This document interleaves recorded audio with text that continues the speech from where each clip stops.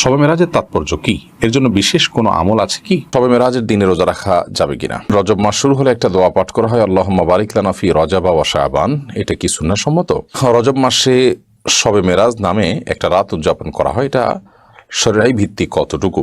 গোসলের পরে ভেজা চুল গামছা দিয়ে বেঁধে নামাজ আদায় করলে কি নামাজ হবে? বাথরুমে কাপড় কাচার সময় বিসমিল্লাহ বলা যাবে কিনা? স্বামীর হুকুম ছাড়া বাবার বাড়ি যাওয়া যাবে কিনা? ওযু করার পরে কি আয়নায় মুখ দেখলে ওযু ভেঙে যাবে? মহিলাদের নামাজরত অবস্থায় যদি আজান হয় তাহলে কি নামাজ পড়া চালু রাখা যাবে? স্বামীর ভাগিনা ভাতিজা অ্যাডাল্ট হলে তাদের সাথে কেমন চলাফেরা করা উচিত? ফরজ নামাজে ইমামের পেছনে মুক্তাদির ভুল হলে মুক্তাদির করণীয় কি? বাসায় গোসলখানা ও টয়লেট একসাথে থাকলে ওযু করলে হবে কিনা? আমার মেয়ের পেটে থাকা অবস্থায় মুখে একটি দাঁত উঠেছে, এটি কোনো ভালো লক্ষণ নাকি খারাপ লক্ষণ? গর্ভকালীন কোন আমল করলে নরমাল ডেলিভারি হবে? মহর পরিশোধের আগে স্ত্রী যদি মারা যায় তখন স্বামী কিভাবে মহর পরিশোধ করবে? চলুন তাহলে আমরা প্রশ্নোত্তর আলোকিত ভুবনে প্রবেশ করি। আপনি ফরাদ হোসেন আপনি লিখেছেন, বাথরুমে কাপড় কাচার সময় বিসমিল্লাহ বলা যাবে কিনা? বাথরুমে কাপড় কাচার সময় বিসমিল্লাহ বলবেন, বিশেষ করে যখন কমরের সাথে আপনার ওই জায়গার পার্টিশন থাকবে। যদি পার্টিশন না থাকে তাহলে ওযুর সময় যেরকম মুখে বিসমিল্লাহ বলা নিষেধ, অনুচিত, মাকরুহ, ঠিক একইভাবে এখানেও মুখে বিসমিল্লাহ বলবেন না, মনে মনে বিসমিল্লাহ বলে কাপড় কাচবেন। এমনি আবুল কালাম আপনি লিখেছেন, মহর পরিশোধের আগে স্ত্রী যদি মারা যায় তখন স্বামী কিভাবে মহর পরিশোধ করবে? তার পক্ষ থেকে দান সদকা করে দিবেন, কিন্তু উচিত হলো জীবদ্দশাতেই মহর পরিশোধ করা। আমির হামজা আপনি ইউটিউব চ্যানেলে আমাদের প্রশ্ন করেছেন, আমার মেয়ের পেটে থাকা অবস্থায় মুখে একটি দাঁত উঠেছে, এটি কোনো ভালো লক্ষণ নাকি খারাপ লক্ষণ? সন্তান গর্ভে থাকা অবস্থায় যদি মুখে দাঁত উঠে সেটা কোনো খারাপ বা ভালো লক্ষণ নয়। এটার ডাক্তারি কোনো ব্যাখ্যা আছে কিনা সে ব্যাখ্যা আপনি জানার চেষ্টা করবেন। এর বাইরে এটাকে অন্তত কুলক্ষণ মনে করার কোনো সুযোগ নেই, কারণ ইসলাম আসলে কোনো কুলক্ষণে বিশ্বাস করে না। সৈয়দ আবু হায়দার আপনি লিখেছেন, চেইনওয়ালা ঘড়ি পরে নামাজ পড়া কি নাজায়েজ? জানালে উপকৃত হব।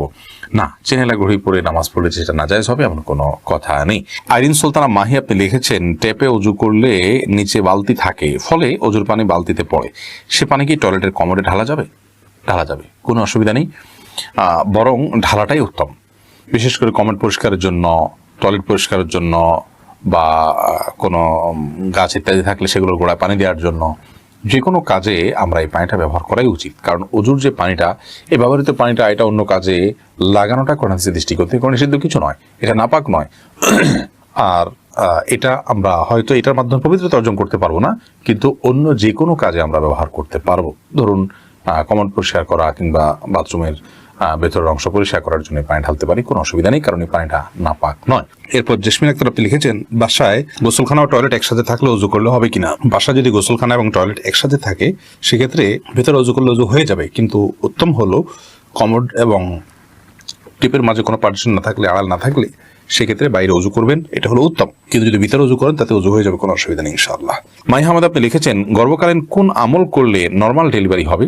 গর্ভকালীন সময় এরকম কোনো বিশেষ আমলের কথা কোন হাদিসে বলা হয়নি যে আমল করলে নরমাল ডেলিভারি হবে। তবে হ্যাঁ, গর্ভ যাতে নরমাল ভাবে হয়, অপারেশন করতে না হয়, সেজন্য আল্লাহর কাছে আপনি সাধারণভাবে দোয়া করতে পারেন। আর দান এবং সাদাকা এটা মানুষকে কঠিন কোনো পরিস্থিতি থেকে উত্তরের পথ দেখায়, বিধায় এরকম পরিস্থিতিতে আপনি কিছু দান সাদাকা করতে পারেন। এবং বিশেষভাবে ইস্তেগফার, দুরূদ সহ যে আমলগুলো বান্দার খুব কঠিন সিচুয়েশনে পড়লে আল্লাহ তাআলা তার জন্য বিষয়টিকে সহজ করেন, সে আমলগুলো আপনি বিশেষ করে করবেন। আল্লাহ তাআলার কাছে সাধারণভাবে দোয়া করতে থাকবেন। এছাড়া সুনির্দিষ্ট কোনো দোয়া বা আমল কোন হাদিস আমাদেরকে শেখায়নি যেটার মাধ্যমে নরমাল ডেলিভারি হবে। এরপর তানভীর আহমেদ আপনি লিখেছেন, ফরজ নামাজে ইমামের পেছনে মুক্তাদির ভুল হলে মুক্তাদির করণীয় কি? ফরজ নামাজ যদি ইমামের ভুল হয় তাহলে সেক্ষেত্রে দেখতে হবে ভুলটা কোন ধরনের ভুল। যদি ইমামের ফরজ ছুটে যায় বা ফরজ এর ক্ষেত্রে ভুল হয় তাহলে সেক্ষেত্রে তো সে রাকাত, সে নামাজ আবার পড়তে হবে। আর যদি ওয়াজিবের ক্ষেত্রে ভুল হয় তাহলে সেক্ষেত্রে ইমাম সুজদা দিবেন এবং মুক্তাদি তার সাথে অনুসরণ করবেন সুজদায়। আর যদি ইমাম সুজদা না দেন তার ফলে মুক্তাদিও সুজদা তো একা দিবেন না, তিনি ইমামের অনুকরণ করতে হবে তাকে, বিধায় তারও সুজদা দেওয়া হল না। যদি সুজদা দেওয়া না হয় তাহলে সেক্ষেত্রে সে নামাজটা আবার পড়তে হবে। আর যদি সুন্নার ক্ষেত্রে কোনো ত্রুটি বা ভুল হয়, কোনো নফল কাজ ছুটে যায় বা সেখানে ভুল হয়, তাহলে তার ফলে আপনার কোনো বিশেষ করণীয় নেই, ইমাম সাহেবের তো নাই। এরপরে কাজী ফাতেমা আপনি লিখেছেন, মহিলাদের নামাজরত অবস্থায় যদি আজান হয় তাহলে কি নামাজ পড়া চালু রাখা যাবে? যাবে, কোনো অসুবিধা নেই। আজান হওয়া হলে নামাজ বন্ধ করে ফেলতে হবে, কোনো কথা নেই। আপনি নামাজ পড়ছেন, ইতিমধ্যে আজান শুরু হয়ে গেছে, আজান মুয়াজ্জিন সাহেব দিতে থাকুক, এদিকে আপনার নামাজ আপনি কন্টিনিউ করতে থাকেন, কোনো সমস্যা নেই। এরপর এমডি আলাউদ্দিন কেএসএ আইডি থেকে আপনি আমাদের ইউটিউব চ্যানেলে প্রশ্ন করেছেন, স্বামীর ভাগিনা ভাতিজা অ্যাডাল্ট হলে তাদের সাথে কেমন চলাফেরা করা উচিত? খুবই গুরুত্বপূর্ণ এবং সমযোগী একটা প্রশ্ন। একজন নারীর জন্য, একজন মুসলিম মহিলার জন্য তার স্বামীর ভাগিনা কিংবা ভাতিজা তারা যদি প্রাপ্তবয়স্ক হন বা প্রাপ্তবয়স্ক আর কাছাকাছি হন তাহলে তাদের সাথে পর্দার বিধান তার জন্য প্রযোজ্য হবে। ছোট বাচ্চা হলে তো ভিন্ন কথা, কিন্তু এছাড়া স্বামীর ভাগিনা, স্বামীর ভাতিজা, সেক্ষেত্রে এই বাচ্চাগুলো তার স্বামীর হয়তো নিকটাত্মীয়, খুব কাছের মানুষ, বাট স্ত্রীর যেহেতু কোনো রক্ত সম্পর্কে আত্মীয় নন এবং তারা যেহেতু তার জন্য গায়ের মাহারাম, অতএব অবশ্যই তাদের সাথে পর্দা করতে হবে। আমাদের দেশে এই জায়গায় এসে অনেক পর্দানশীল মা বোনরা পর্যন্ত ভুল করে ফেলেন এবং তারা এখানে এসে পর্দা করতে পারেন না, এবং এক্ষেত্রে অবশ্য তাদেরকে পারিবারিকভাবে তাদের স্বামী বা স্বামীর বাড়ির অন্যান্য যারা আছেন তারা বেশিরভাগ ক্ষেত্রে অসহযোগিতা করেন। অতএব একজন প্রাপ্তবয়স্ক যুবক, তার জন্য তার মামি কিংবা চাচি তাদের সাথে সাক্ষাৎ করা জায়েজ নয়, বরং তাদের সাথে পর্দার বিধান পরিপূর্ণভাবে প্রযোজ্য হবে। এবং এই ব্যাপারে স্বামীর সহায়তা করা উচিত, স্বামীর পরিবারের লোকদের সহায়তা করা উচিত, এবং আমাদের মা বোনদেরও সচেতন সাবধান থাকা উচিত। আল্লাহ রাব্বুল আলামিন যাদের সাথে পর্দার বিধান রেখেছেন, যাদের সাথে পর্দার নির্দেশ করেছেন, তাদের সাথে পর্দার মধ্যেই কল্যাণ আছে, আর তাদের সাথে বেপর্দা হওয়ার মধ্যে অবশ্যই অকল্যাণ নিহিত আছে। এক এক সময় এক এক ঘটনা ঘটে, অনাকাঙ্ক্ষিত অনেক সমস্যা আমাদের সমাজে আমরা দেখতে পাই। সেগুলো থেকে আমরা নিশ্চিত হতে পারি যে আল্লাহ রাব্বুল আলামিন কেন এই সমস্ত বিধিবিধানগুলো আমাদের জন্য আরোপ করেছেন, প্রযোজ্য করেছেন। কাজল আইডি থেকে আপনি লিখেছেন, উজু করার পরে কি আয়নায় মুখ দেখলে উজু ভেঙে যাবে? না, কোনো অসুবিধা নেই, উজু ভাঙবে না। সাবির ইয়াসমিন জানাত আপনি লিখেছেন, স্বামীর হুকুম ছাড়া বাবার বাড়ি যাওয়া যাবে কিনা? আপনি যেহেতু স্বামীর সংসারে থাকেন, অতএব তার সুবিধা অসুবিধা, তার প্রয়োজন ইত্যাদি বিষয় থাকতে পারে, সেই কারণে তাকে আপনি বলে যাবেন। কিন্তু স্বামী আপনাকে আপনার বাবার বাড়ি যাওয়া থেকে বঞ্চিত করে রাখবেন, যেতে দিবেন না, আটকে রাখবেন, এবং তার খেয়াল খুশি মতো সে আপনাকে আপনার বাবা মার সাথে সাক্ষাৎ করা থেকে বিরত রাখবেন, সে অধিকার কিন্তু তার নাই। সেটা যদি তিনি করেন তাহলে তিনি অন্যায় করছেন। তবে হ্যাঁ, অবশ্যই আপনি চেইন অফ কমান্ড, একটি ফ্যামিলির পারস্পরিক যে বোঝাপড়া, সেটা যেন ভালো তার জন্য আপনি বলে যাবেন, এবং এই বলে যাওয়ার মধ্যে ভদ্রতা, এই বলে যাওয়ার মধ্যে নিজেদের বোঝাপড়া যে আছে সেটির প্রমাণ হয়। বিধায় এটাকে দোষণীয় মনে করা যে আমি তাহলে কি বন্দী হয়ে গেলাম, এরকমটি মনে করার কোনো কারণ নেই। জারিফা জানাত আপনি দেখেছেন, গোসলের পরে ভিজা চুল গামছা দিয়ে বেঁধে নামাজ আদায় করলে কি নামাজ হবে? আমি একজনের কাছে শুনেছি এরকম করলে নামাজ হবে না, বিষয়ে কিছু বলেন না। এরকম করে নামাজ হবে না এমন কোনো কথা নেই। আপনি একজন নারী হিসেবে আপনার পুরো শরীর আপনাকে ঢেকে নামাজ পড়তে হবে, শুধুমাত্র মুখমণ্ডল এবং দুই হাতের কবজি আপনি খোলা রাখবেন, এর বাইরে অন্য কোনো শর্ত নেই। আপনি গামছা দিয়ে ঢাকেন বা গামছা দিয়ে বেঁধে তার উপর দিয়ে অন্য একটা কাপড় দিয়ে ঢাকেন, কোনো অসুবিধা নেই। আরিফুর রহমান আপনি লিখেছেন, রজব মাস উপলক্ষে আমার একটা জিজ্ঞাসা, শবে মেরাজের তাৎপর্য কি? এর জন্য বিশেষ কোনো আমল আছে কি? রজব মাস উপলক্ষে আপনার শবে মেরাজ বা নবী করিম সাল্লাল্লাহু আলাইহি ওয়াসাল্লামের মেরাজ যে রাতে হয়েছিল, সেই রাতের কোনো আমল এই মাসে আছে কিনা? এর উত্তর দেওয়ার আগে বলে রাখি যে মেরাজের রাতটি প্রিয় নবী সাল্লাল্লাহু আলাইহি ওয়াসাল্লামের জীবনের সবচেয়ে গুরুত্বপূর্ণ রাত, কারণ এ রাতে তিনি আল্লাহ রাব্বুল আলামিনের দিদার বা সাক্ষাৎ লাভ করেছেন, অর্থাৎ আল্লাহর আরশে আযীম, আল্লাহ রাব্বুল আলামিনের আলামুল গায়ব, জান্নাত জাহান্নাম সব দর্শন করা, আল্লাহর খুব নিকটবর্তী যাওয়া, এই সব কিছুর সুযোগ আল্লাহ তাআলা তাকে দিয়েছেন নবী করিম সাল্লাল্লাহু আলাইহি ওয়াসাল্লামকে। এই জন্য আল্লাহ রাব্বুল আলামিন নবী করিম সাল্লাল্লাহু আলাইহি ওয়াসাল্লামের প্রতি যে নিয়ামত দিয়েছেন, সেজন্য এই রাতটি তার জীবনে খুবই তাৎপর্যপূর্ণ, খুবই গুরুত্বপূর্ণ। ইমানদার হিসেবে আমাদেরকে বিশ্বাস রাখতে হবে নবী করিম সাল্লাল্লাহু আলাইহি ওয়াসাল্লামের জীবনে মেরাজ এর ঘটনা ঘটেছিল।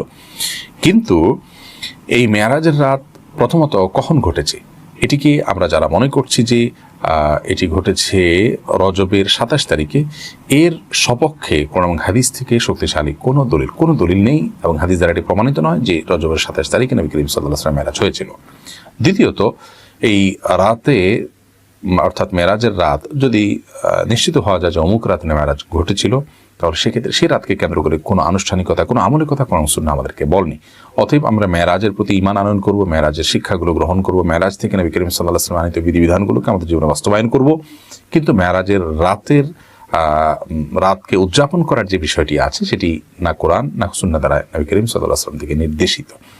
আর এই যে দিবসগুলো, এই সমস্ত দিবসগুলো আমরা আজকাল সংরক্ষণ করাটাকে যতটা গুরুত্বপূর্ণ মনে করি, তখনকার সমাজের মানুষরা নবী করিম সাল্লাল্লাহু আলাইহি ওয়াসাল্লাম এবং সাহাবায়ে কেরাম তারা এই দিবসগুলোকে সংরক্ষণ করাটা এত বেশি গুরুত্বপূর্ণ মনে করতেন না। কারণ দিবস কেন্দ্রিক কোনো কার্যক্রম যেহেতু ইসলামে এ জাতীয় কাজকে কেন্দ্র করে অন্তত নাই, বিধায় সেটাকে সংরক্ষণ করারও বিশেষ কোনো তাৎপর্য নেই বা ছিল না। আমরা যে কথাগুলো শুনলাম, জানলাম, বুঝলাম, আল্লাহ রাব্বুল আলামিন আমাদের সকলকে সেগুলো অনুযায়ী আমল করার তৌফিক দান করুন। এনামুল হক আপনি লিখেছেন, কিছু অ্যাপের মাধ্যমে চাহিদা জানিয়ে তথ্যভিত্তিক ও বুদ্ধিভিত্তিক রচনা লেখানো যায়। যদি বলি চা সম্পর্কে একটা আর্টিকেল লিখে দাও, অ্যাপ লিখে দিবে। এভাবে রচনা লিখিয়ে নিজের নাম প্রকাশ করা জায়েজ হবে কিনা? আপনার দেয়া তথ্যর বাইরে এ বিষয়ে আমার তেমন কিছু জানা নেই। যদি ব্যাপারটি এমনই হয় যেমনটি আপনি বলেছেন যে অ্যাপ তার মতো করে সেই তথ্য অনলাইন থেকে নিয়ে বা তার কাছে থাকা তথ্যের আলোকে সে লিখে দেয়, তাহলে সেক্ষেত্রে এটাকে নিজের নামে বলার কোনো সুযোগ নেই বা নিজের নামে এটাকে প্রকাশ করার প্রচার করার কোনো সুযোগ নেই।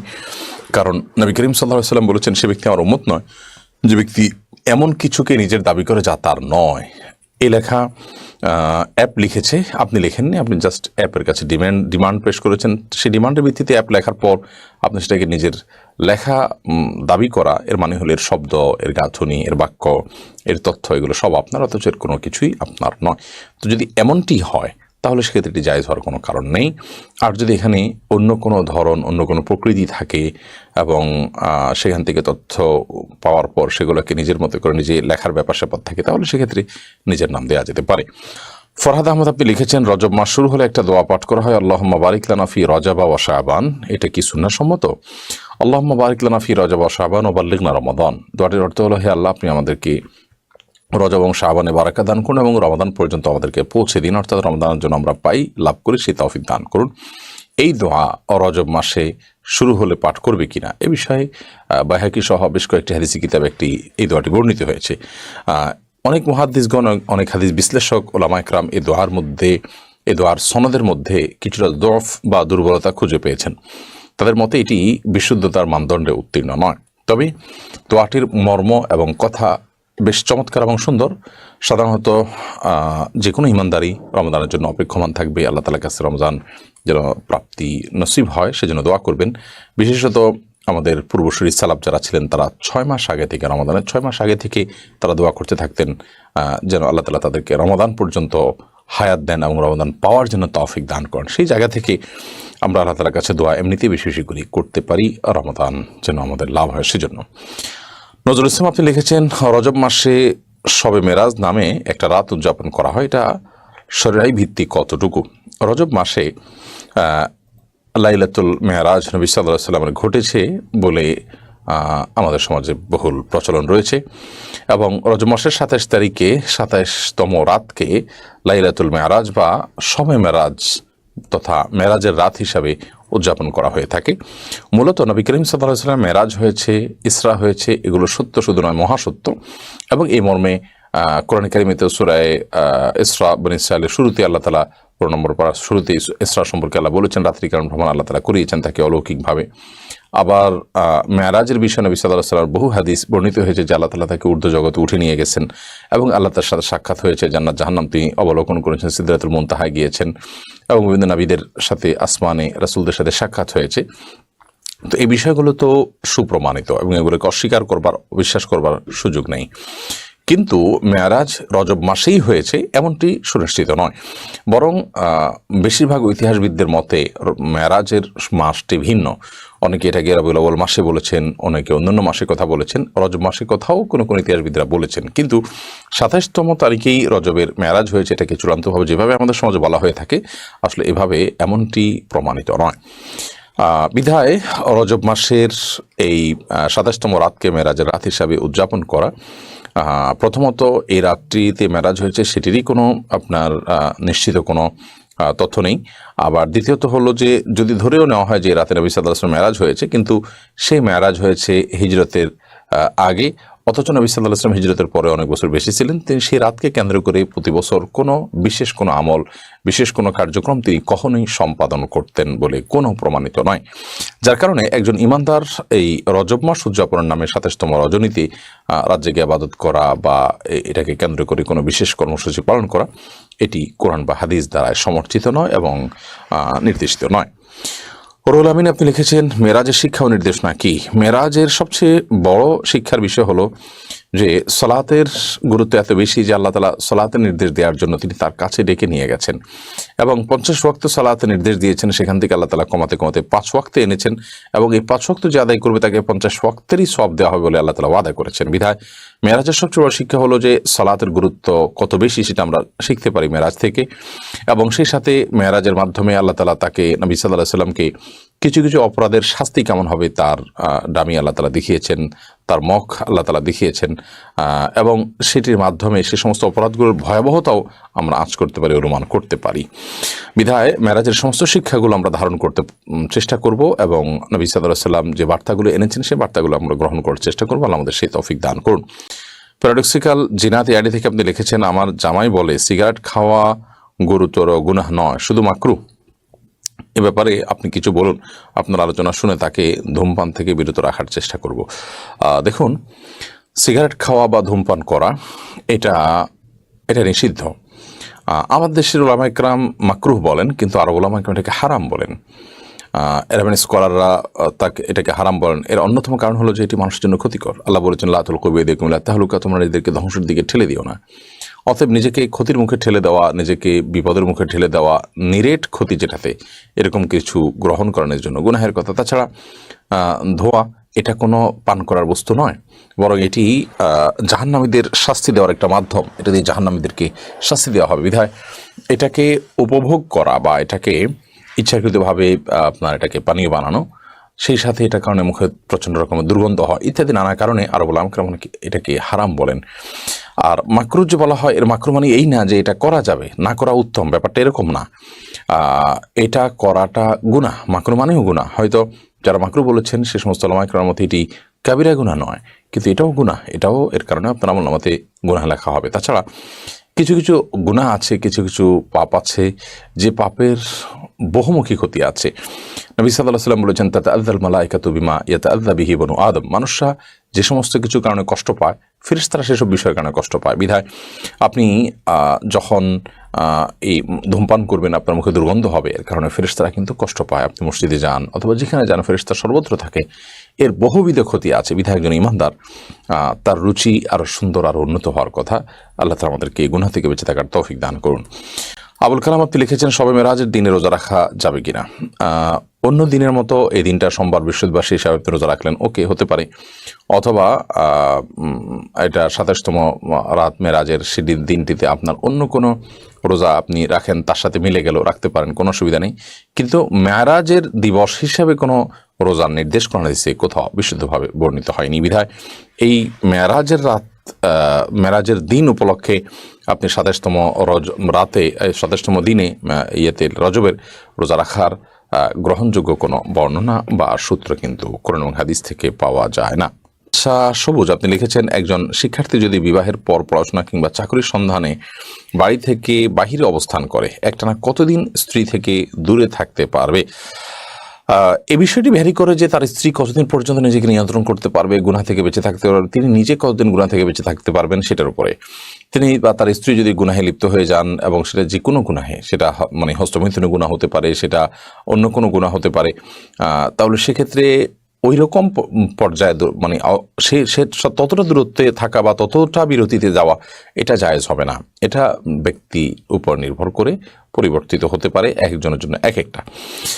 মৌলিকভাবে এটি আমাদের মাথায় রাখতে হবে যে আপনার স্বামী স্ত্রী একে অন্যের পাশাপাশি থাকাটাই উত্তম। দুনিয়াবী কোনো স্বার্থে কোনো প্রয়োজনে দীর্ঘমেয়াদে একে অন্যজন থেকে দূরে থাকাটা প্রশংসনীয় কাজ নয়। তবে উভয়ে যদি নিজেদেরকে ঠিক রাখতে পারেন, তাহলে সেক্ষেত্রে উভয় স্ত্রীর সম্মতি ক্রমে এটি জায়েজ হতে পারে। আফরোজা শারমিন লিমু আপনি লিখেছেন, স্বপ্নে পাওয়া ওষুধ দিয়ে অনেককে চিকিৎসা করে থাকে, এবার ইসলাম কি বলে?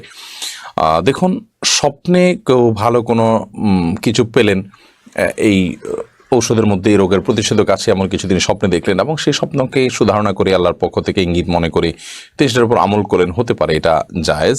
কিন্তু এটাকে এই পর্যায়ে রাখতে হবে। যদি এটাকে নিশ্চিত এই রোগের ওষুধ হিসাবে মনে করা হয় এবং রীতিমতো আপনার স্বপ্নের পাওয়া ঔষধগুলোকে বরকতময় মনে করে, আমাদের দেশে আপনার অনেক কুসংস্কার প্রচলিত আছে, সেগুলো কিন্তু জায়েজ হবে না। ধরুন, স্বপ্নে পেয়েছেন আপনি একটা গাছ শরীরে ঝুলিয়ে রাখতে হবে, তাহলে শরীরে ঝুলালে তো কোনো রোগের শেফা হতে পারে না। কোনো গাছের রসের মধ্যে কোনো রোগের উপকারিতা আজ যদি অভিজ্ঞতা দ্বারাও প্রমাণিত হয় সেটি স্বপ্নের পাশাপাশি, তাহলে সেটা হতে পারে একটা পর্যায় পর্যন্ত। বা অমুক আয়াত পড়ে আপনি ঝাড়ফুঁক করেছেন, আল্লাহ তাআলা আপনাকে শেফা দিয়েছেন, তো সেটা হতে পারে, এটা অভিজ্ঞতার আলোকে যদি প্রমাণিত হয়। কিন্তু আপনি গাছের একটা গুঁড়ি পেলেন, স্বপ্নে দেখলেন যে ওটা গায়ে ঝুলিয়ে রাখতে হবে, তাহলে রোগ ভালো হয়ে যাবে, এটা তো সেই জিনিসটার অলৌকিক ক্ষমতার বিশ্বাস, কারণ এখানে কোনো লৌকিক কোনো উপকারিতা সেখান থেকে গ্রহণ করার ব্যবস্থা বা উপায় থাকছে না, যার কারণে এটি কুসংস্কার। এ ধরনের কুসংস্কার আমাদের সমাজে অনেকেই আছে। এরপর একটা কথা জানতে হবে, তা হলো ইমানদারের স্বপ্ন বিভিন্ন সুসংবাদ বা দুঃসংবাদ ইমানদারকে সতর্ক করে থাকে, এটি যেমন সত্য, এবং ওহী বন্ধ হয়ে গেল ইমানদারদের সুসংবাদ বাহী স্বপ্নগুলো বাকি থাকবে, সেটি যেমন সত্য। সেই সাথে স্বপ্ন দিয়ে শরীয়তের কোনো কিছুই প্রমাণ হয় না, সেটিও কিন্তু আমাদের জেনে রাখতে হবে। বিধায় যদি কেউ স্বপ্নের মাধ্যমে এই জাতীয় কিছুকে প্রমাণ করতে চান তাহলে সেটি ভুল হবে, যে এটাই করণীয়, এটা আল্লাহর পক্ষ থেকে নির্দেশিত এবং এটাকে চূড়ান্ত মনে করেন। কারণ আপনার স্বপ্নটা শয়তান দেখাতে পারে, আল্লাহ তাআলা দেখাতে পারেন, জল্পনা কল্পনা হতে পারে, অন্য কোনো আজগাসু আহলাম হতে পারে। তো আপনি সেটাকে নিশ্চিতভাবে আল্লাহর তরফ থেকে পাওয়া স্বপ্ন হিসাবে মনে করে এটাকে আপনার রীতিমতো বাণিজ্যের একটা মাধ্যম বানিয়ে নেওয়া, সেটা মোটেও সঠিক নয়, যেটি আমাদের সমাজে অহরহ হয়। জাহাঙ্গীর একেএম আপনি এআইডি থেকে লিখেছেন, বেগমকে জিজ্ঞাসা করলাম তুমি কি আমার উপর সন্তুষ্ট? উত্তরে বলল সন্তুষ্ট, তবে ঢাকা শহরে একটা ফ্ল্যাট হলে পুরোপুরি সন্তুষ্ট হতাম। উল্লেখ্য চট্টগ্রামে আলহামদুলিল্লাহ নিজের ফ্ল্যাটে আছি, সে কি নসিহা করবেন চাহিদার সীমারেখা নিয়ে? দেখুন, নবী সাল্লাল্লাহু আলাইহি ওয়াসাল্লাম যে বলেছেন যারা স্ত্রীর কাছে ভালো তারা আসলেই ভালো, এ হাদিসের ব্যাখ্যা আমরা অনেকে বুঝতে ভুল করি। এ হাদিসের মানে এই নয় যে স্ত্রী তাকে উৎকোচ দিলে, তাকে তার ডিমান্ড ফিল আপ করলে তারপর তিনি ভালো বলবেন, সে ভালো বলা না। বরং এ হাদিসের উদ্দেশ্য হলো যে আপনার আচার আচরণে তিনি সন্তুষ্ট, তিনি আপনার আচার আচরণে মনক্ষুণ্ণ নয়, বাস এটাই হলো এখানে মূলত উদ্দেশ্য। আচার আচরণে মনক্ষুণ্ণ নয়, কিন্তু তিনি বলতেছেন হ্যাঁ তোমার উপর আমি খুশি হব, তুমি আমাকে এটা দাও ওইটা দাও, এই ডিমান্ড পেশ করলেন। তো এই ডিমান্ড পেশ করে আপনি তার কাছে ভালো হতে হবে, শরীয়তের কিন্তু সেই নির্দেশনা নাই, বিশেষ করে যদি আপনার এটা সামর্থ্যের বাইরে থাকে।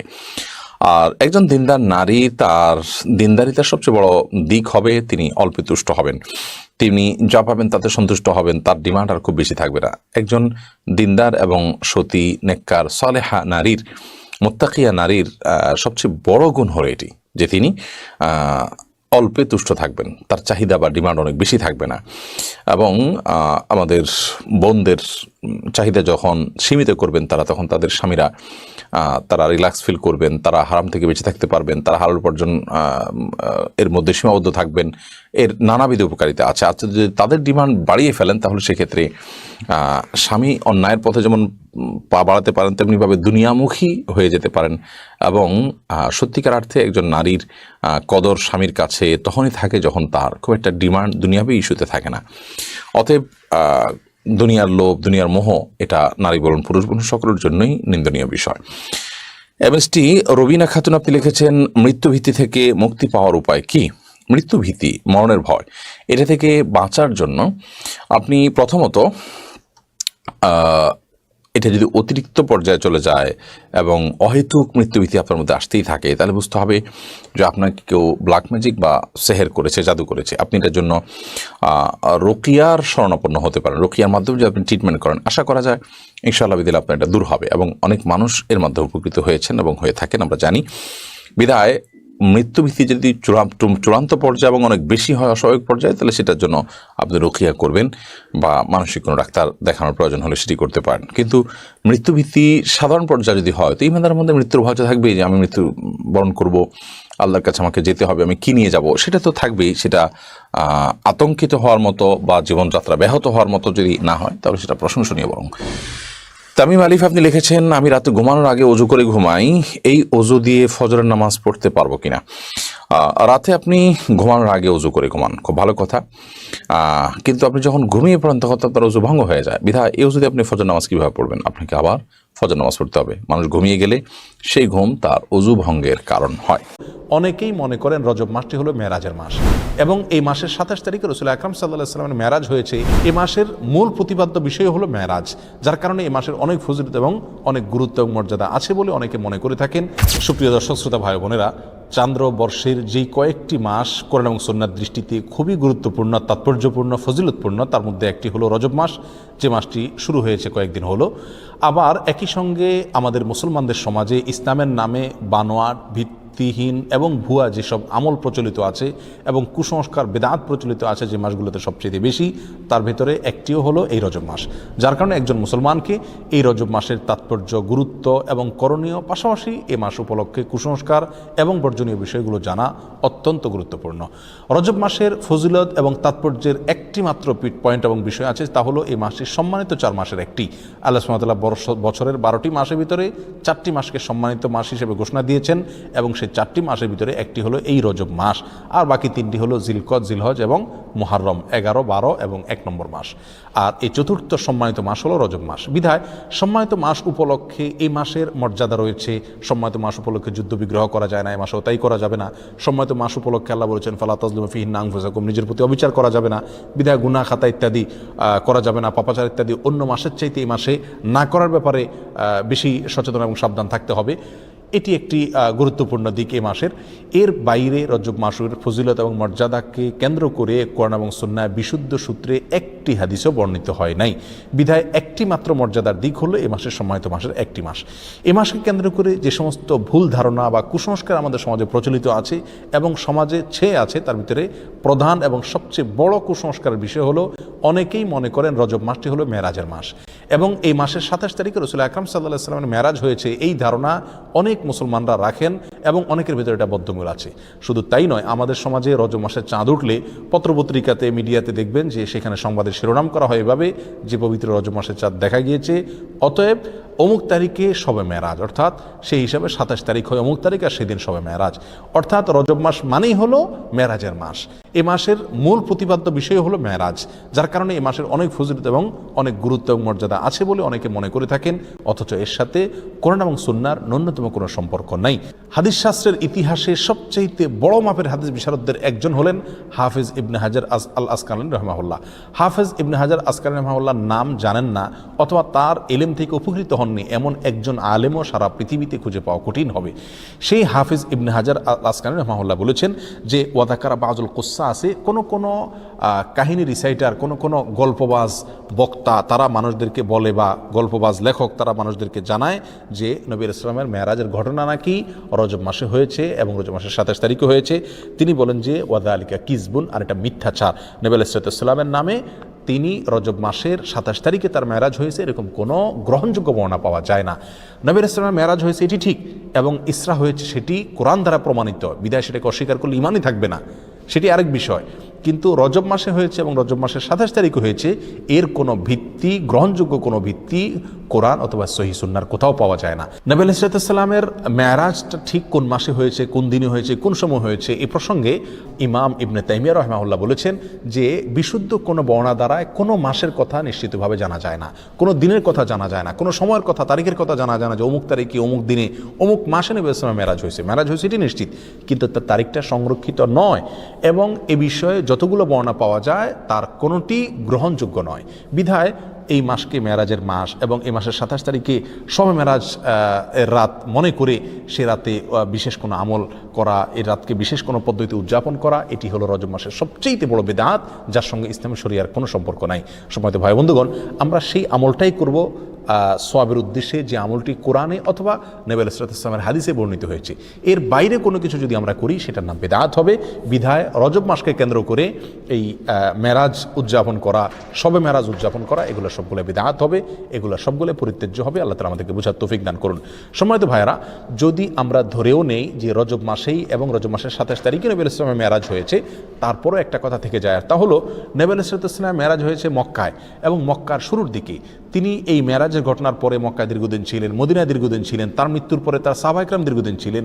এই দীর্ঘ ইতিহাসের কখনো সাহাবা ইকরামের কেউ অথবা নবী ইসলাম স্বয়ং নিজে কখনো এই মেরাজ উপলক্ষে কোনো প্রকার আমল, রাত্রি যাপন, দিনে রোজা বা কোনোভাবে এটাকে উদযাপন করা, আলোচনা, পর্যালোচনা করা বা এই ধরনের কোনো কর্মসূচি তিনি দিয়েছেন বা পালন করেছেন, এরকম কোনো কথা কোনো হাদিস থেকে পাওয়া যায় না বিশুদ্ধভাবে। অতএব এই আমলটি আমরা যারা করে থাকি রজব মাসকে কেন্দ্র করে শবে মেরাজের উদযাপনের আমল, এটি সম্পূর্ণভাবে বিদআত এবং পরিত্যাজ্য। আল্লাহ সুবহানাহু ওয়া তাআলা আমাদেরকে বোঝার তৌফিক দান করুন। এর সাথে ইসলামের শরিয়ার কোনো প্রকার সম্পর্ক নাই।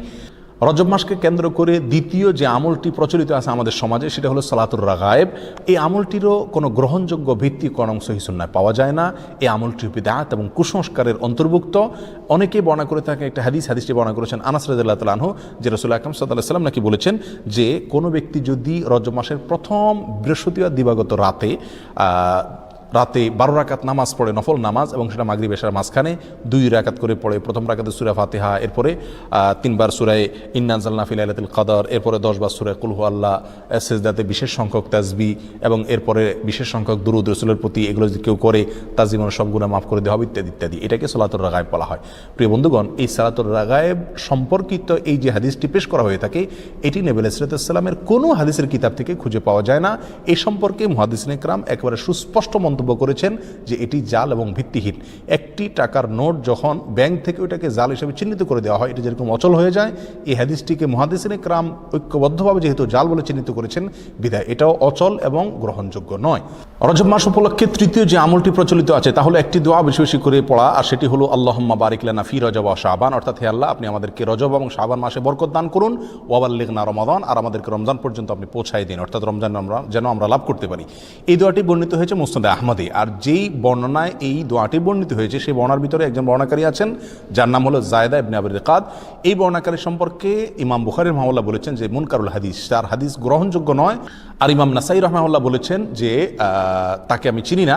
অন্য এক কিতাবে তিনি বলেছেন সে মুনকারুল হাদিস, এবং ইবনে হিব্বান রাহিমাহুল্লাহ তার সম্পর্কে মন্তব্য করেছেন যে এই লোকের বর্ণিত কোনো হাদিস গ্রহণযোগ্য নয়। অতএব সমস্ত মন্তব্যের ভিত্তিতে এই হাদিসকেও বলা যায় এটি বিশুদ্ধ নয়। তবে যেহেতু এই দোয়ার অর্থের ভিতরে কোনো মন্দ দিক নেই, খারাপ দিক নেই, অতএব কেউ এটাকে সাধারণভাবে যদি পড়ে তাতে তেমন কোনো দোষণীয় বিষয় এটাকে বলা যাবে না, কিন্তু এটাকে নবী আলাইহিস সালামের দিকে সম্বন্ধ করা এটা বিশুদ্ধ নয়। চতুর্থত যে আমলটি রজবকে কেন্দ্র করে প্রচলিত সেটা হলো এই মাস উপলক্ষে বিশেষ কোনো পশু জবাই করাকে অনেকে সওয়াব মনে করেন। এটি মূলত আইয়ামে জাহিলিয়াতে, ইসলাম পূর্ব যুগে প্রচলিত ছিল, যেটাকে আতিরা বলা হয়। তারা রজব মাসে বিশেষ পশু জবাই করতো, যেমন আমরা কোরবানির মাসে জিলহজ মাসে কোরবানি করে থাকি, এবং এটাকে খুব সওয়াবের কাজ মনে করতো, খুব ভালো কাজ মনে করতো। ইসলাম তাদের সেই প্রথাকে সম্পূর্ণভাবে রহিত করেছে, বিলুপ্ত করেছে। এই সম্পর্কে বহু বিশুদ্ধ হাদিস বর্ণিত আছে। বিধায় রজব মাস উপলক্ষে বিশেষ কোনো পশু জবাই করা এটাকে সওয়াবের কাজ মনে করা যাবে না। অন্য মাসে জবাই করেন সেসব এই মাসেও করেন, সেটা ভিন্ন বিষয়, কিন্তু সওয়াবের অংশ হিসাবে এই মাসে কোনো পশু জবাই করা যাবে না। রজব মাস উপলক্ষে 5 নম্বর যে আমলটি প্রচলিত আছে অথচ তার কোনো গ্রহণযোগ্য ভিত্তি ইসলামী শরীয়তে নাই, তা হলো এ মাসে বেশি বেশি নফল রোজা রাখা এবং ইতিকাফ করা। অনেকেই এটাকে খুব সওয়াবের কাজ মনে করেন যে রজব মাসে বেশি বেশি করে নফল রোজা রাখতে হবে। আর মজার বিষয় হলো বহু হাদিস বর্ণিত আছে এই রজব মাসে নফল রোজা রাখার বিষয়, তার একটিও বিশুদ্ধতার মানদণ্ডে উত্তীর্ণ নয়। একটি মাত্র হাদিস পাওয়া যায় সুনানে আবু দাউদের ভিতরে। এক লোক নবী আলাইহিস সালামের কাছে আসছেন, তার সঙ্গে 1 বছর পরে দেখা করছেন। নবী আলাইহিস সালামকে বললেন, ইয়া রাসূলুল্লাহ, আপনি আমাকে চিনতে পারেননি, আমি তো অমুক। তখন তিনি বললেন, তুমি তো সে মনে হচ্ছে না, অর্থাৎ চেহারা পরিবর্তন হয়ে গেছে তোমার, তুমি এরকম পরিবর্তিত কিভাবে হলে? তখন তিনি বললেন, ইয়া রাসূলুল্লাহ, এই 1 বছরে আমি কখনো দিনের বেলায় খাবার খাইনি, অর্থাৎ আমি রোজা রেখেছি সারা বছর। তখন তিনি বললেন, তুমি নিজেকে এত কষ্ট কেন দিতে গেলে? লোকটি বলে, ইয়া রাসূলুল্লাহ, আমার অনেক শক্তি আছে, আপনি আমাকে নফল রোজার অনুমতি দিন, সুযোগ দিন। তখন নবী ইসলাম বিভিন্ন ফরম্যাটে তাকে রোজা রাখার জন্য বললেন। একটা পর্যায়ে সে বাড়াইতে বাড়াইতে আরও বাড়াইতে চাইলো, আরও বেশি রোজা রাখতে চাইলো। তখন নবী ইসলাম তাকে বললেন, তুমি সম্মানিত মাসে রাখিও, সম্মানিত মাস চলে গেলে ছেড়ে দিও রোজা, এভাবে করে রাখিও তুমি। অর্থাৎ এই হাদিস থেকে বোঝা যায় রজব মাসও যেহেতু একটা সম্মানিত মাস, সেই হিসাবে এই মাসে রোজা রাখার কথা রাসূল সাল্লাল্লাহু আলাইহি ওয়াসাল্লাম তাকে বলেছেন। এই হাদিসে মূলত তাকে স্পেশালি বলা হয়েছে, এবং সম্মানিত মাস, এটা রজবের সাথে খাস নয়, বিধায় রজব মাসে নফল রোজার বিশেষ কোনো ফজিলত আছে এরকম মনে করাটা বিশুদ্ধ নয়। রজব মাসকে কেন্দ্র করে আরেকটি আমল প্রচলিত আছে, তা হলো ওমরা বেশি বেশি করা। বিশেষ করে সৌদি আরবে প্রচলিত আছে, আর শিয়াদের ভিতরে এটা বেশি প্রচলিত আছে। শিয়ারা গোটা রজব মাসকে কেন্দ্র করেই অনেক আনুষ্ঠানিকতা করে থাকে, যার একটা প্রভাব আমাদের সমাজে পড়েছে, কারণ শিয়াদের অনেক প্রভাব এখন আমাদের সমাজে রয়ে গেছে, যার কারণে রজব মাসকে খুব বেশি ঘটা করে আমরা অনেকেই উদযাপন করে থাকি। তার ভিতরে একটি কাজ অনেকেই করে থাকেন, তা হলো বিশেষভাবে ওমরা। মনে করেন যে রজব মাসে ওমরা করলে বেশি সওয়াব হবে, এবং এটাকে ওমরায়ে রজবিয়া বা রজব মাসের ওমরা বলা হয়। অথচ এই সম্পর্কে নবী আলাইহিস সালাম থেকে বিশুদ্ধ কোনো হাদিস পাওয়া যায় না। একটি হাদিস আছে সহিহ বুখারীতে, আব্দুল্লাহ ইবনে ওমর রাদিয়াল্লাহু আনহু বর্ণনা করেছেন। তিনি বলেছেন নবী আলাইহিস সালাম 4টি ওমরা করেছেন, এবং তার একটি ছিল রজব মাসে। তখন আম্মা জান আয়েশা রাদিয়াল্লাহু তাআলা আনহা তাকে খণ্ডন করে বলেছেন যে নবী আলাইহিস সালামের 4টি ওমরার প্রত্যেকটি ওমরায় তিনি সঙ্গে ছিলেন, তার কোনো ওমরা রজব মাসে ছিল না। অতএব সহিহ বুখারীর এই সুস্পষ্ট হাদিস থেকেও বোঝা গেল রজব মাসে ওমরা করার বিশেষ কোনো ফজিলত নেই। অন্য মাসে কেউ ওমরা করে সেই হিসাবে এই মাসেও করতে পারে। যেমনিভাবে রজব মাসে রোজারও বিশেষ কোনো ফজিলত নেই, কিন্তু অন্য মাসে কেউ 13, 14, 15 চাঁদের এই তারিখগুলোতে অথবা সম্বিশুদ্ধ রোজা রাখে, সেই হিসাবে কেউ রোজা যদি রাখে এটা ভিন্ন কথা, কিন্তু রজব হিসাবে যদি কেউ রাখে তাহলে সেটা বিদআত হবে। রজব মাসকে কেন্দ্র করে অনেক জাল এবং ভিত্তিহীন হাদিসে বর্ণিত হয়েছে। তার ভিতরে একটি হলো রজব আল্লাহর মাস, শাবান রাসূলের মাস, আর রমজান হলো তার উম্মতের মাস। এরকম একটা হাদিস অনেকে বর্ণনা করে থাকেন। এই হাদিসকে হাফেজ ইবনে হাজার আসকালানি রাহিমাহুল্লাহ বলেছেন, এই হাদিসে বর্ণাকারীদের ভিতরে আবু বকর আন-নাক্কাশ নামে একজন বর্ণাকারী আছেন, যে লোকটি মিথ্যুক এবং রাসূল সাল্লাল্লাহু আলাইহি ওয়াসাল্লাম নামে হাদিস বানানোর ক্ষেত্রে সে বিখ্যাত। আর তার সম্পর্কে অন্যান্য মুহাদ্দিসিন ইকরামের অনেকে আরও অনেক মন্তব্য করেছেন। তার ভিতরে ইমাম সৈয়দ রহমতুল্লাহ আল্লাহ মাসনুআর ভিতরে ইমাম সানানী রাহিমাহুল্লাহ মুজওয়াত নামক কিতাবে তার সম্পর্কে একই মন্তব্য প্রায় করেছেন। বিধায় এটিও জাল এবং ভিত্তিহীন হাদিস। অনেকে রজব মাস সম্পর্কে আরেকটা হাদিস বর্ণনা করে থাকেন, অনেক খুতবাতে অনেক আলোচনাতে আমরা অনেক হয়তো শুনে থাকবো, যে কোরআনের মর্যাদা সকল জিকিরের মধ্যে যেরকম শ্রেষ্ঠ, এরকম সকল মাসের ভিতরে রজব মাসের মর্যাদা শ্রেষ্ঠ। এই হাদিস যারা বর্ণনা করে থাকেন, এই হাদিস প্রসঙ্গেও হাফেজ ইবনে হাজার আসকালানি রাহিমাহুল্লাহ এবং অন্যান্য হাদিস বিশারদ, বিশেষ করে জাল হাদিস বিশেষজ্ঞ উলামা ইকরামের অনেকেই বলেছেন যে হাদিসের বর্ণনাকারীর ভিতরে সিক্তি নামে একজন বর্ণনাকারী আছেন, আর এই বর্ণনাকারী, এই লোকটি জাল হাদিসের বিখ্যাত বর্ণনাকারী, অর্থাৎ রাসূল সাল্লাল্লাহু আলাইহি ওয়াসাল্লামের নামে মিথ্যা হাদিস বর্ণনা করার ক্ষেত্রে তার বিশাল খ্যাতি রয়েছে। এ সম্পর্কে রিজাল শাস্ত্রে একেবারে চিহ্নিত এই লোক, যার কারণে এই বর্ণনাটাও ভিত্তিহীন, জাল এবং বানোয়াট, ভুয়া রাসূল সাল্লাল্লাহু আলাইহি ওয়াসাল্লামের নামে মিথ্যা হাদিস। রজব মাস সম্পর্কে আরেকটি জাল বা ভিত্তিহীন হাদিস আছে, তা হলো রজব মাসে যে ব্যক্তি 3টি রোজা রাখবে আল্লাহ তাআলা তার আমলনামায় 1 মাস রোজার সওয়াব দিবেন, আর যে ব্যক্তি 60টি রোজা রাখবে আল্লাহ তাআলা তার জন্য জাহান্নামের 60টা দরজা বন্ধ করে দিবেন। এরকম একটা হাদিস অনেকে বর্ণনা করে থাকেন। এবং এই হাদিসকে জাল হাদিস সমগ্রের যত বই আছে, জাল হাদিসের কালেকশনের যত বই আছে, তার সমস্ত কিতাবেই এই হাদিসটি স্থান পেয়েছে। ইবনুল জাওজি রাহিমাহুল্লাহ আল মাওজুআত কিতাবে, সৈয়দ রাহমাতুল্লাহ তাআলা আল মুসনাআ কিতাবে, শাওকানি রাহিমাহুল্লাহ ফাওয়াইদুল মুজমুআ কিতাবে এবং তাবয়িনুল আজাব কিতাবে, ইবনে হাজার আসকালানি রাহিমাহুল্লাহ, এভাবে সমস্ত প্রায় জাল হাদিসের যে কিতাবগুলো আছে সেগুলোতে এই হাদিসটা স্থান পাইছে, অর্থাৎ এই হাদিসটি জাল এবং ভিত্তিহীন। এভাবে রজব মাসকে কেন্দ্র করে আরও অনেক জাল, ভুয়া এবং ভিত্তিহীন হাদিস আমাদের সমাজে প্রচলিত আছে। তার ভিতরে আরেকটা হলো, যে ব্যক্তি রজব মাসে রোজা রাখবে এবং 4 রাকাত নামাজ পড়বে, আল্লাহ সুবহানাহু ওয়া তাআলা জান্নাতে তার জন্য যে আসন রেখেছেন, তার যে মাকাম হবে, সেটা না দেখে তার মৃত্যু হবে না, অর্থাৎ দেখে তারপর মৃত্যু হবে। এই হাদিসটাও জাল এবং ভিত্তিহীন, বানোয়াট। এর সঙ্গে ইসলামী শরীয়তের কোনো সম্পর্ক নাই। ইমাম শাওকানি রাহিমাহুল্লাহ আল ফাওয়াইদুল মুজমুআ কিতাবে হাদিসকে জাল বলে চিহ্নিত করেছেন। ইবনুল কাইয়িম আল জাওজি রাহিমাহুল্লাহ আল মাওজুআত কিতাবে এটাকে জাল বলে চিহ্নিত করেছেন এবং অন্যান্য কিতাবও চিহ্নিত হয়েছে। বিধায় এটাও জাল এবং ভিত্তিহীন। সম্মানিত ভাই বন্ধুগণ, রজবকে কেন্দ্র করে আরও একটি ভুয়া আমল ইদানিং আমাদের সমাজে প্রচলিত বেশ কয়েক বছর থেকে দেখা যায় এবং সামাজিক যোগাযোগের মাধ্যমে খুব বেশি প্রচলিত দেখা যায়। তা হলো, অনেকে বলে থাকেন, অনেকে মেসেজ পাঠিয়ে থাকেন, ইনবক্স করে থাকেন যে রমজান অমুক তারিখে হবে, এই সংবাদ যদি আপনি এতজন লোককে দেন তাহলে আপনার জন্য জান্নাত ওয়াজিব হবে, ইত্যাদি ইত্যাদি। এটি আমাদের মূর্খতার একটা বড় প্রমাণ। আমরা কোরআন সুন্নাহ থেকে যে কত দূরে সরে গেছি, যে কোনো কথা, মুখরোচক কথা শুনলে আমরা সেটাকে গিলে খাচ্ছি ইসলামের নামে, এটার একটা বড় প্রমাণ হলো এই ঘটনাকে আমরা অনেকেই খুব গুরুত্বের সাথে দেখি এবং এই মেসেজকে আমরা অনেকে চালাচালি করে থাকি। প্রিয় বন্ধুগণ, রমজানের সংবাদ কাউকে দিলে তার জন্য কোনো ফজিলতের কথা, কোনো মর্যাদার কথা কোরআন সুন্নাহর কোথাও বলা হয়নি। যারা এই মেসেজকে প্রচার করেন তারা আল্লাহ এবং তার রাসূলের নামে মিথ্যাচার করছেন, আর যারা মিথ্যাচার করছেন নবী সাল্লাল্লাহু আলাইহি ওয়াসাল্লাম বলছেন তাদের ঠিকানা জাহান্নাম। বিধায় এই ধরনের মেসেজকে আমরা ফরওয়ার্ড করব না এবং এগুলোকে ইগনোর করব, এর সাথে ইসলামী শরীয়তের কোনো সম্পর্ক নাই। সর্বসাকুল্যে আমরা খোলাসায় সামারিতে বলতে পারি, রজব মাসের বিশেষ কোনো ফজিলত এবং মর্যাদা নেই সম্মানিত 4 মাসের একটি, এই কথা ছাড়া। এ মাস উপলক্ষে বিশেষ একটি আমলের কথাও কোরআন এবং সুন্নাহ বর্ণিত হয় নাই, এবং এ মাস উপলক্ষে বিশেষ কোনো রোজা, বিশেষ কোনো উমরা, বিশেষ পদ্ধতিতে সালাত, এমনকি বিশেষ যে আমলটি আমাদের সমাজে সবচেয়ে জলবায়ু প্রচলিত আছে, মেরাজের রাত্রি উদযাপন করা, সে রাত্রে জেগে ইবাদত করা, দিনে রোজা রাখা, এর একটি জিনিসও নবী আলাইহিস সালাম থেকে প্রমাণিত নয়। আর নবী আলাইহিস সালাম থেকে যেটি প্রমাণিত নয়, সেটা দেখতে যতই ভালো দেখা যাক না কেন, তার কোনো সওয়াব আমরা পাবো না। এটা বেদাত হিসাবে গণ্য হবে, আর বেদাতের ঠিকানা জাহান্নাম। আমরা অনেকেই বলে থাকি যে মানুষ এমনি মসজিদে আসে না, নামাজে আসে না, এক উসিলা যদি শবে মেরাজ উপলক্ষে মসজিদে আসে, আপনারা বাধা দিয়ে মসজিদ থেকে বের করে লাভ কি? তারা তো গান গাচ্ছে না, হারাম কাজ করছে না। যে সমস্ত ভাইরা এটা বলেন, 2 কারণে তাদের সঙ্গে আমরা একমত হতে পারবো না। নাম্বার 1, বেদাত কাকে বলা হয়? ভালো কাজ, দেখতে ভালোই মনে হচ্ছে কিন্তু কোরআন এবং সুন্নাহ এটা করতে বলা হয়নি, এটার নাম বেদাত, আর এই বেদাতের ঠিকানা জাহান্নাম। বিধায় এই কাজটি সেই সংজ্ঞার মানদণ্ডে বেদাতের ভিতরে অন্তর্ভুক্ত হবে। বিধায় এটা করলে সওয়াব হবে না, বরং গুনাহ হবে, যদিও দেখতে ভালো দেখা যাচ্ছে। দ্বিতীয়ত, শবে মেরাজ উপলক্ষে মানুষ আসে, উপলক্ষে সংশোধন হয়ে যাবে, যারা এরকম ধারণা করেন তারা ভুলের স্বর্গে বাস করছেন। কারণ শবে মেরাজ উপলক্ষে মসজিদে এসছেন এবং এই বেদাতি পদ্ধতিতে জিকির ইবাদত বন্দি করছেন, এরপরে সারা জীবনের জন্য সংশোধিত হয়ে সারা বছর মসজিদে আসা ধরছেন, নামাজ পড়ছেন, এরকম একটি লোকও খুঁজে পাওয়া যাবে না। বিধায় এই বেদাত দিয়ে কোনোদিন মানুষের সংশোধন হবে না। এই বেদাতকে আমরা বর্জন করি। সারা দেশে জোরালোভাবে, আমাদের সমাজে সবচেয়ে জোরালোভাবে যে কয়েকটি বিদআত প্রচলিত আছে, তার ভিতরে একটা হলো এই মেরাজ উদযাপন এবং মেরাজ উপলক্ষে বিশেষ আমল। আল্লাহ সুবহানাহু ওয়া তাআলা আমাদের সকলকে রজব মাসকে কেন্দ্র করে যে সমস্ত বিদআত আছে, কুসংস্কার আছে, এগুলো থেকে বেঁচে থাকার তৌফিক দান করুন। কোরআন এবং সুন্নাহর বিশুদ্ধ জ্ঞান অর্জন করার তৌফিক দান করুন এবং বিশুদ্ধ জ্ঞান অনুযায়ী পরিশুদ্ধ আমল করার তৌফিক দান করুন। জাযাকুমুল্লাহু খায়রা। আসসালামু আলাইকুম ওয়া রাহমাতুল্লাহি ওয়া বারাকাতুহু।